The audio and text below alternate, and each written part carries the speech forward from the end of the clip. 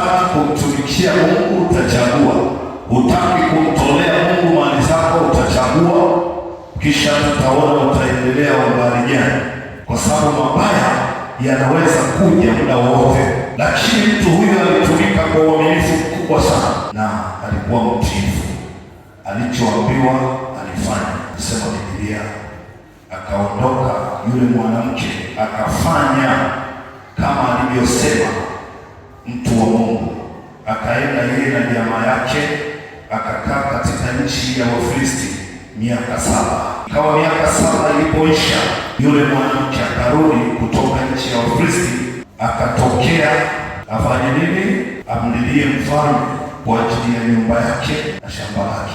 Basi mfalme alikuwa akizungumza na Gehazi mtumishi wa mtu wa Mungu, akinena, uniambie na kusihi mambo makuu yote aliyofanya Elisha.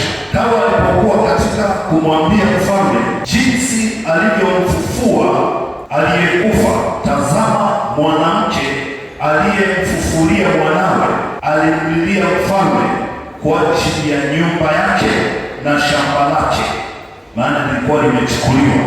Gehazi akasema, bwana wangu mfalme, huyu mtie mwanamke na huyu mtie mwanawe ambaye Elisha alimfufua, muujiza wa ajabu sana.